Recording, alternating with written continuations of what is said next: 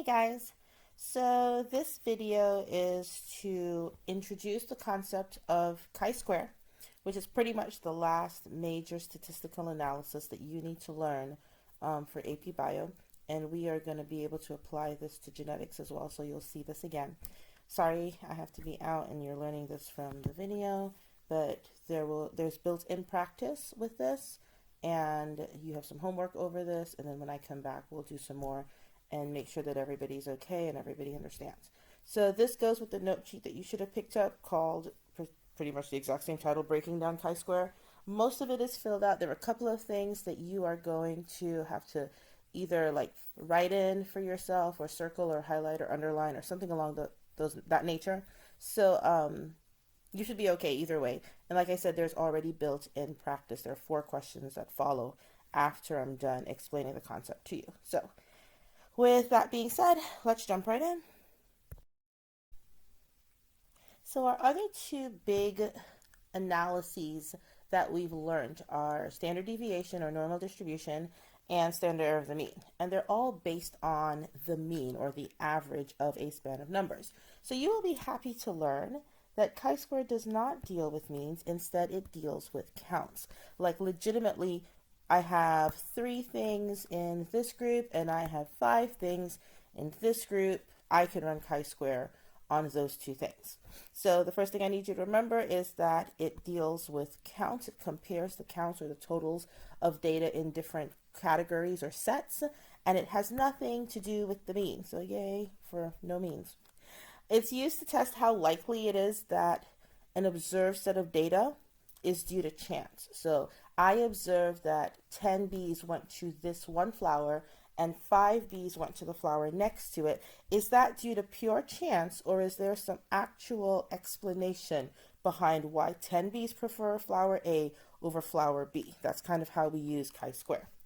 Sometimes it's referred to as a goodness of fit statistic or a goodness of fit test because it measures how well the data you observe fits with the data that you expected as long as the variables that you are testing are independent. So all this is there for you. Just kind of highlight the important bits. Pretty much if it's on this slide and I talked about it, it's important.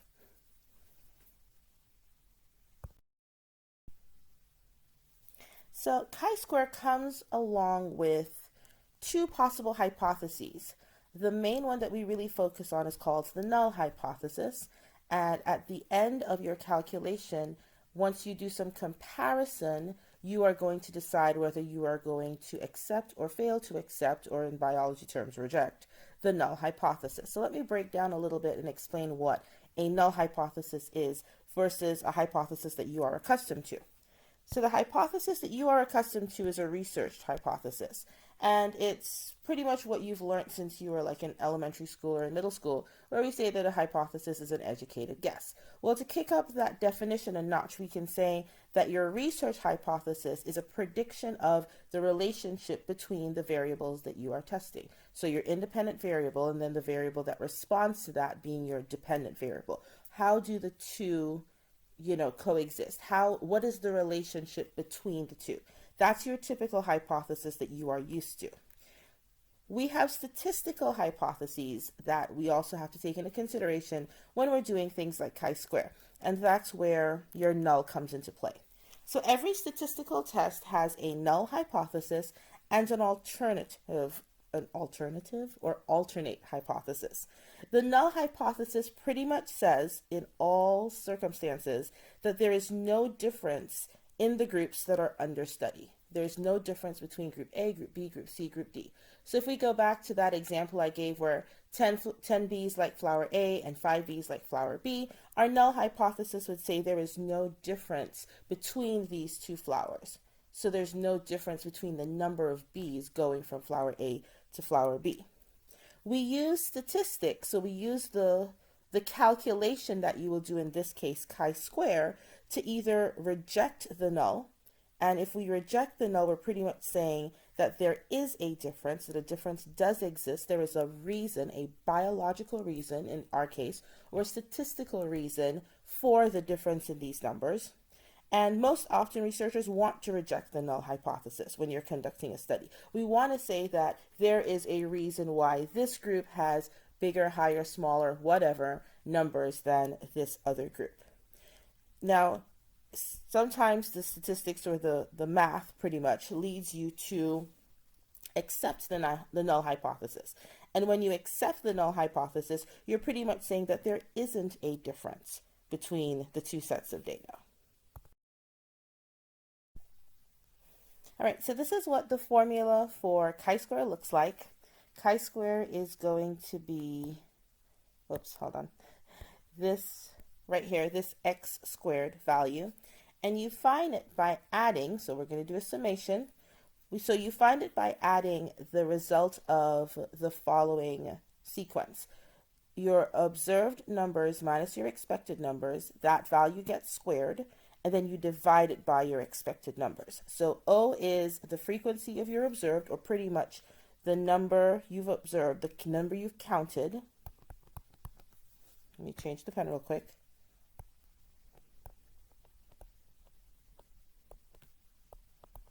Okay, so for example, I might see 10 bees for flower A and 5 bees, or let's say another 10, let's say 15 bees, sorry, for flower B. Okay, and my expected would be the number that I thought I would have.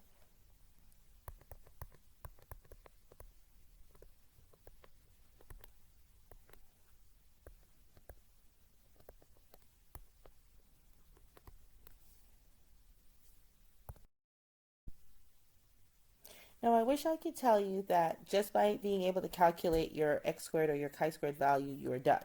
But this one is a little bit more involved. It's kind of like standard deviation where you had multiple steps. This one has multiple steps too. And it also has multiple things that you have to understand. So one of those things is called your degrees of freedom. Now, chi-squared goes with the table. I will show you a little later on what that table looks like. But on that table, one of the parts of the table talks about your degrees of freedom. So your degrees of freedom, which is normally abbreviated as DF or sometimes just plain D, that pretty much tells you how many of your numbers are actually independent. So I might have 5 different categories, 5 different conditions that I am testing, but really I will only have 4 of them that are independent. And we get our degrees of freedom, we figure out the number that represents our degrees of freedom by taking the total number of groups or categories or variables that we have and minusing 1 from that total number. Okay, so if we were to write that out, hopefully you'll be able to see this, it would be df is equal to, let's use n to represent the total number of our variables, minus 1. And there's a reason why we minus it from 1, but to be honest, the grand scheme of things, you really don't need to know that at this level. If you ever take biostats or regular stats, you would find that out. So I'll just leave that to the statisticians to teach you. Okay, so on your handout, you have a version of this table, and hopefully you can still see the table fairly okay with the difference in background, but this is pretty much what our chi-square table looks like, and it's divided into 2 very prominent areas, and you can tell that there are lots and lots of numbers involved here. So the degrees of freedom that we just talked about, that's always going to make up your very first column, and normally they're numbered 1 through 10. Generally speaking, we expect to have about 3 degrees of freedom if we're testing 4 variables, or 4 if we're testing 5 variables, etc., etc. But that number can range. It just depends on the nature of the test. Okay. So think back to when we talked about standard deviation, and we talked about 95% confidence being 2 standard deviation units away from pretty much your mean. And think back to when we talked about SEM, and we talked about being plus or minus 2 standard error of the mean, values from your mean to calculate like our upper limits and our lower limits. And again, that told us that we were 95% confident that either there was something significantly different happening between your groups, or not significantly something wasn't significant about the difference between your groups. So we're going to go back to that same concept of this 95% confidence. But in a chi-square table, that 95% confidence is going to be represented by, it's going to be represented by a probability of 0.05. So this 0.05 represents our, 95% confidence. So what that means is, for the most part, when we are running analysis, when we're running data analysis, this is the column that we are paying the most attention to. This is the column where we care what these numbers are and how they compare to the numbers that we've calculated for our chi-square. So in this direction, we only care about how it affects our hypothesis. This direction, we care a whole lot more. We want our numbers to be able to say that we're going to reject our null hypothesis. So notice that from, moving this all over the place.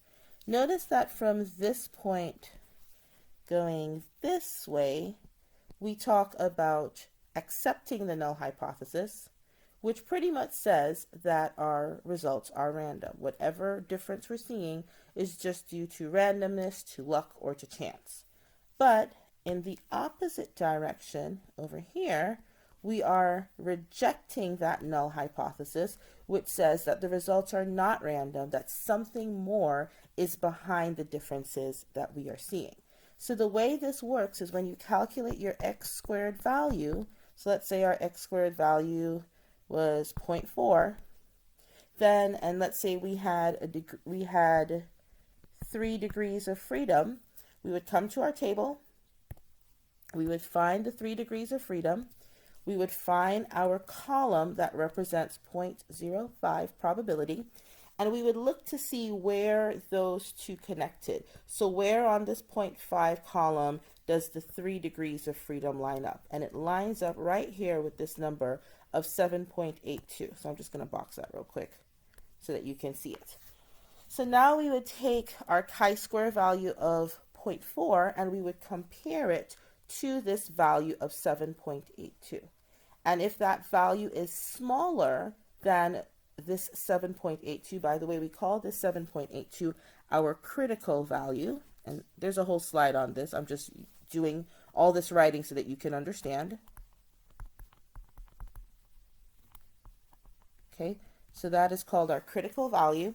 So when we compare our chi-square to our critical value, if our chi-square is smaller than, so it falls in this range of our critical, it's smaller than our critical value, then we are going to accept our null hypothesis, and we're going to say that the results that we are seeing are just due to randomness or due to chance. But let's say that that chi-square value, let's say we calculated another one, and this time that chi-square value is 9.8. So again, it's still 3 degrees of freedom. We would go back to our table, we'd find our column that talks about 0.05 for our probability. We'd find our 3 that represents our degrees of freedom. We'd find where they meet. It's still that 7.82 critical value in this scenario. And we would compare that 9.8 to that 7.82. And this time it is higher than the 7.82, so it's in this range of our table, which means that we would reject our null hypothesis, which tells us that the results are not random, that something more is happening. It's not just due to chance, randomness, or sheer luck.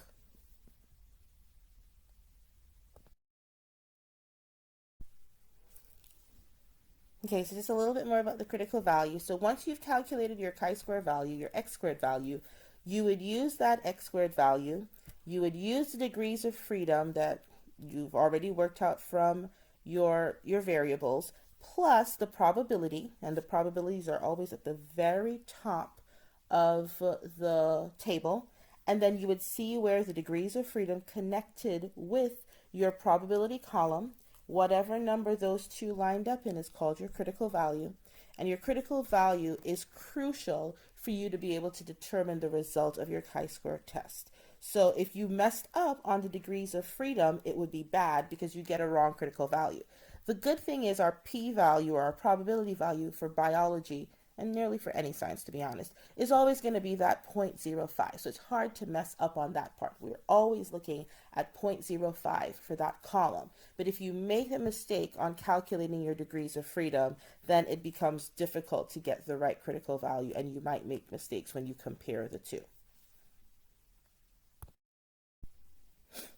Okay, so let's get to some of the nitty-gritty. When it comes to these kinds of problems, it's not just enough to be able to do the math.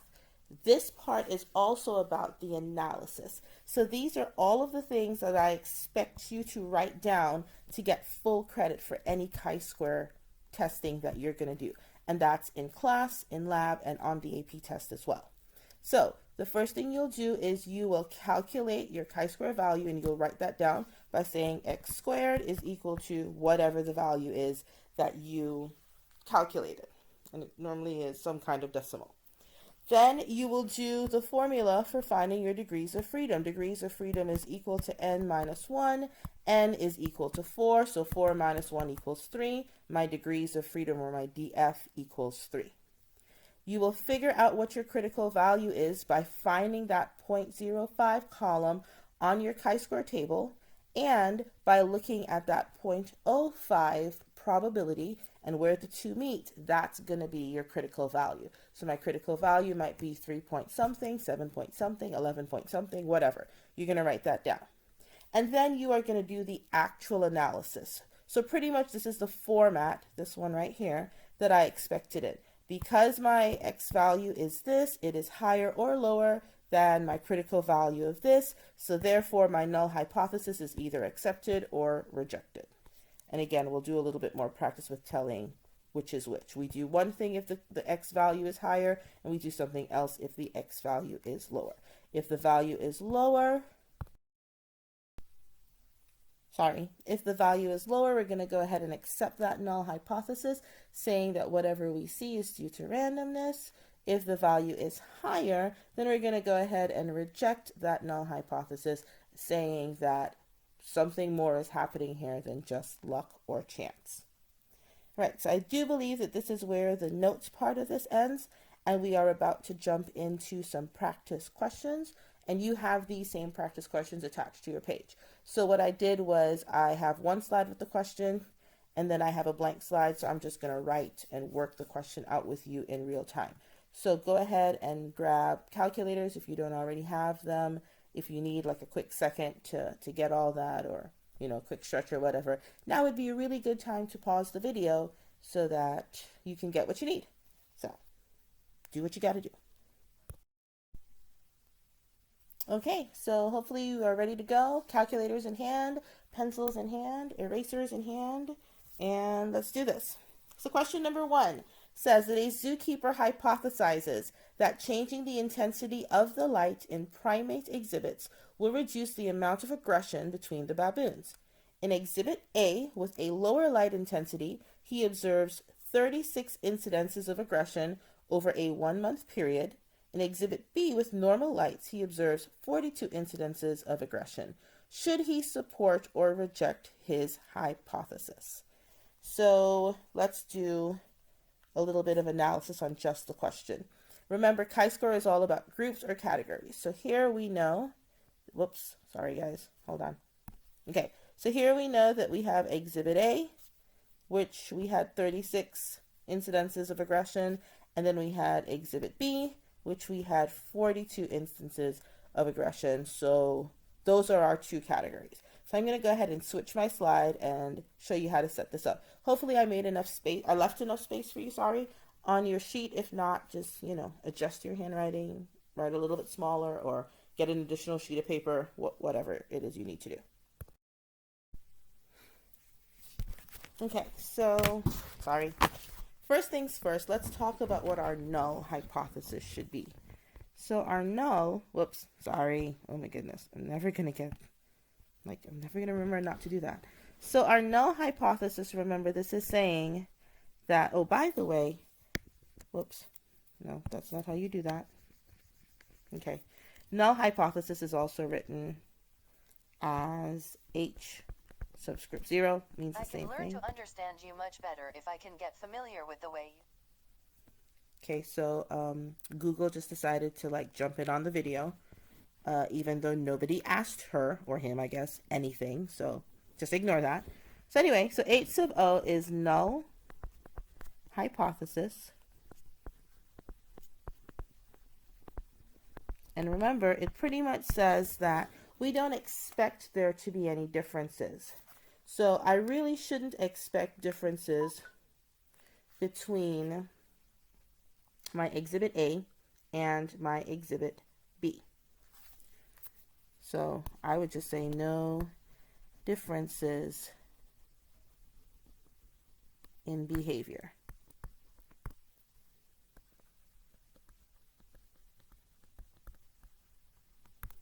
Okay, and I hope you can see this. You know what? I'm going to switch to a white pen real quick to make sure that everyone can see what I'm writing.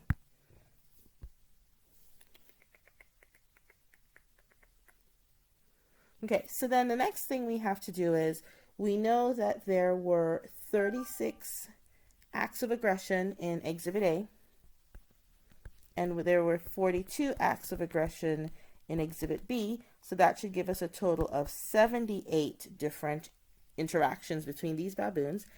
And now we need to, these are our observed numbers. We know for a fact that that's what he saw because that's what he told us he saw. So now we have to figure out, well, what did we expect to happen? Well, in a case where you have only 2 conditions, the expectation would be that there would be an even split. There'd be a 50-50 split. So we would take this 78 and we would divide it by 2, and that should give us 39. Okay, so hopefully, you know, my math is right because I sure did do that in my head. And hopefully it's right. So, but yeah, I'm pretty sure that's right. So we would expect 39 acts to occur in each of the 2 rooms if we were just going based on no prior knowledge. So now we need to remember our formula. So our formula says that chi-square is equal to the summation of your observed minus your expected divided by your expected, with this top value being squared.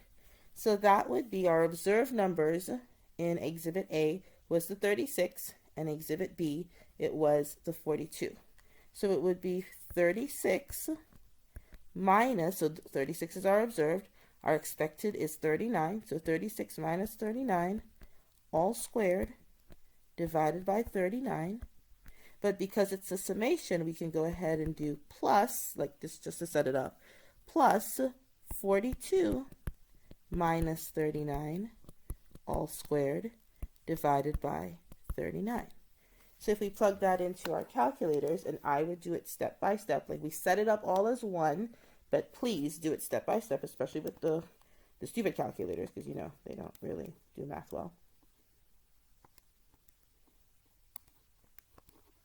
Okay, so for this one, I got 0.23, and over here, it should be the same, because the difference between those numbers are the same.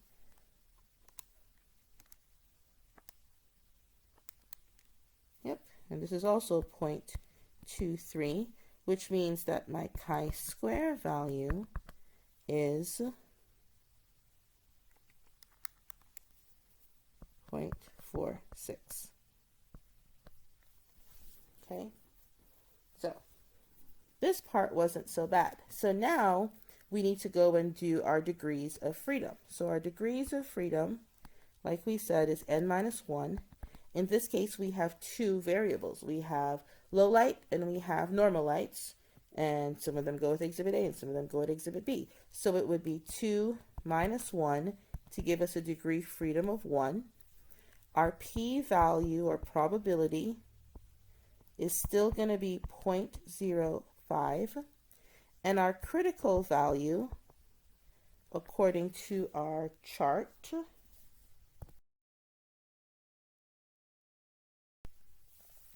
so our critical value, if we have, whoops, sorry, oh goodness, if we have 1 degree of freedom and we're using probability as 0.05, so that would be 3.84. So remember, now this is where we do our analysis. So our chi-square value is 0.46, our critical value is 3.84. So 0.46 is definitely smaller than 3.84. Okay, so this is how I would write it out if it were left up to me.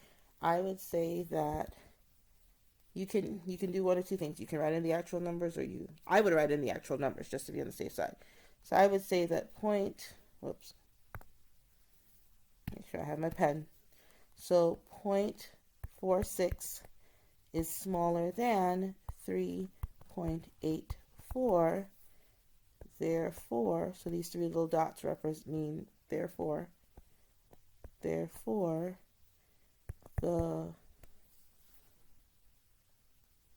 hypothesis, oh wait, sorry. Let's go ahead and use correct terminology.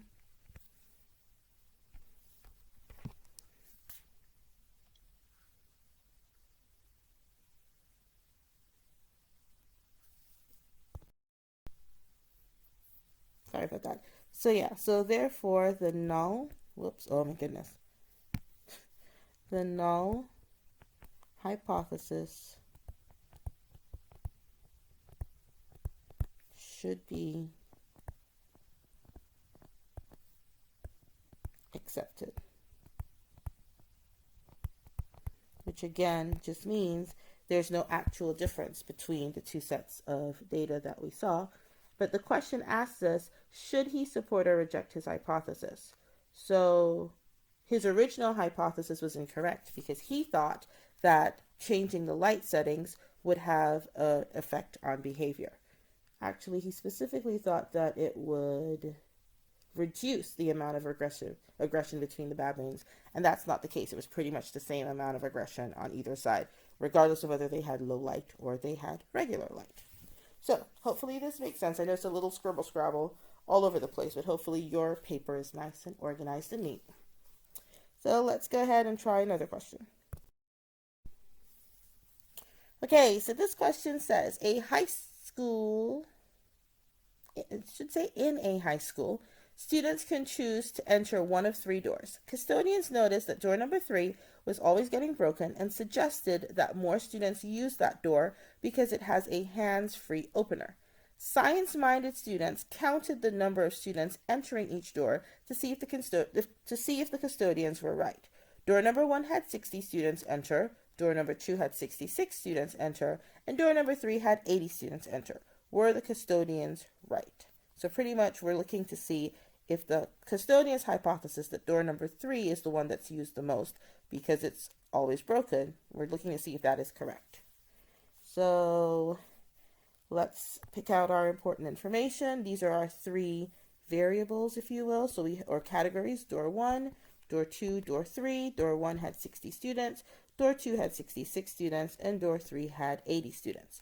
Our null hypothesis would pretty much state that there is no difference, or that we wouldn't expect a difference in which door is preferred by students. Pretty much that each door is used equally would be our null hypothesis. So let's go ahead and switch to our clean slide and set this one up. Our HO for this one is that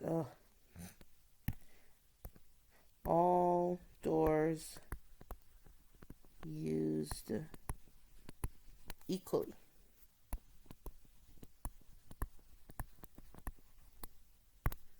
Okay, so we would start off the same way we did with the first one. We've been given our observed numbers. That's the 60, the 66, and the 80. And now we need to figure out our expected numbers. So expected numbers, would be 60 plus 66 plus 80 to give you to give you 206 students total, and there are 3 doors, and we would expect that all 3 get used evenly, so we would divide that by 3, which would give us 68.67. So let's go ahead and say 69. Okay, so now we're going to do the same thing where we use our formula. Remember, our formula says that chi-square is equal to the sum of the observed minus the expected, with that top value being squared, all divided by the expected. So that's our little formula. So if we set it out, we have 60 minus 69 squared divided by 69 plus 66 minus 69 squared divided by 69 plus 80 minus 69 squared divided by 69. So again, we're going to do the math in individual points or whatever. Do it all as one, because remember, don't do it all as one, sorry, because remember our calculators are stupid. So that should give us 1.17 here, plus 0.13 there, plus 1.75 here. And that gives us a chi-square value of 3.05. So really quick, double check me, make sure that's correct. Should be. Our degrees of freedom is 3 minus 1, which is equal to 2. And our p-value never changes. That's 0.05. And if you go back to your table, by the way, you don't have to memorize the table. The table is given to you on your formula chart. So don't worry about that. You just have to remember how to use it. So our critical value, according to our table, is 5.99 with our p-value of 0.05 and our 2 degrees of freedom. So now we go ahead and we are going to compare. Our chi-square value is smaller than our critical value. So we're going to write our little analysis sentence. So we're going to say that 3.05 is smaller than 5.99. So, or therefore, the null hypothesis is accepted.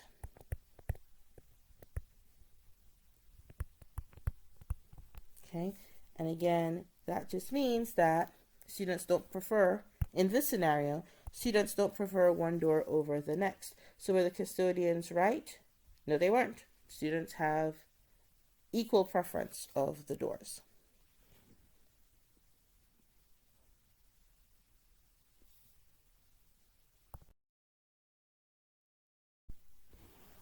All right, guys, so we have 2 more questions and then we're pretty much done.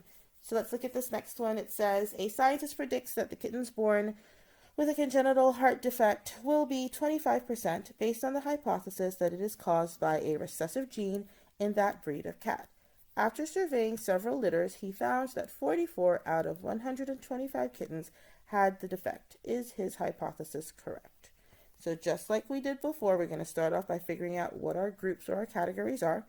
And in this scenario, either you have this birth defect or you don't. So you either have it or you're normal. You're healthy or you're sick is the scenario here.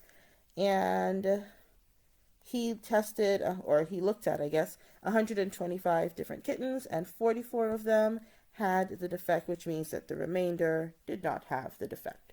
So we're going to go to the next slide and set up all the problems and run all of the analysis like we did with the last 2 questions. Okay, so our scientist thinks that this heart condition is caused by a recessive trait or gene, which means that our null hypothesis is going to say, whoops, let me switch to my white pen. Okay, so our null hypothesis is going to say that the condition is not caused by a recessive gene. Because remember, it's always about stating the situation that's going to give you no change, no differences.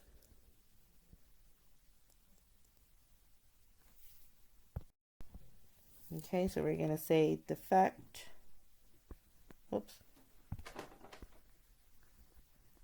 is not recessive. Oh, sorry for the like extremely bad handwriting, but it'll be okay.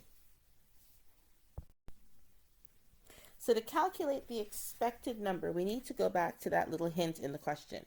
The question said something to the effect of like 25% of the population would have this birth defect because it's a recessive gene. So if you think about it, when you do Punnett square crosses, recessive traits show up in about 25% of your heterozygous communities. So we're going to just go with that basis. So we know that our total number of kittens that he looked at was 125. So our expected number is going to be 25% of 125, which would be 31 point something. 31, let me do it real quick. 0.25. Okay, for the sake of accuracy, we're just going to leave this number as is. So just like before, we're going to set up our scenario. Really, we are trying to test whether or not the trait is recessive. So we're only going to focus on the numbers that we have that represented the cats with the defect. So our observed number is going to be 44. Our expected number is this 31.25. So we set up our problem using our formula. Whoops. That says that chi-square is equal to the summation of observed minus expected all squared divided by expected. So 44 minus 31.25 divided by 31.25. Again, this needs to be squared off, which should give us 5.202 as our chi-square. So, as always, our degrees of freedom in this situation is going to be 1, because again, you could have been normal, or you could have been, if recessive or not recessive, and our p-value is still going to be 0.05, and our critical value in this scenario is going to be 3.84. So when we do our comparison this time, our chi-square value is actually larger than our critical value. So when we write out our analysis sentence, it needs to say that 5.202 is greater than 3.84. Therefore, we would reject the null hypothesis.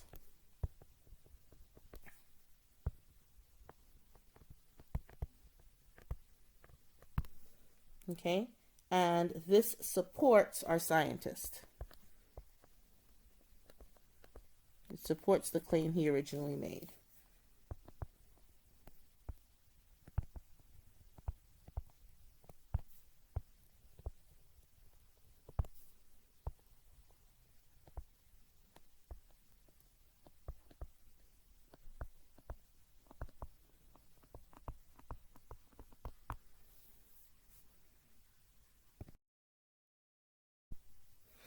All right, guys, light at the end of the tunnel. We're almost there. One last question.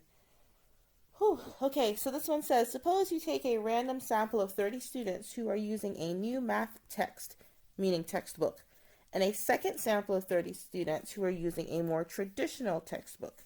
You can compare student achievement on the state test given to all students at the end of the course. Based on state test performance, would you recommend the new math book? So we know that we're working with a sample of 30 kids for the new book and 30 kids for pretty much the old book. All right, so I just realized that I wrote out all of this information, recorded this, or didn't record it, I spoke the entire slide, but didn't actually record it. So I'm not rewriting it, we're just gonna go over it, and I'm gonna use my laser pointer to point out the important things.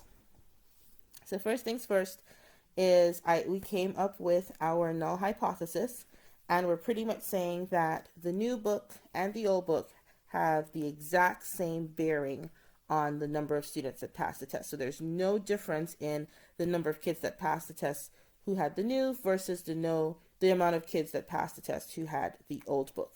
Same results.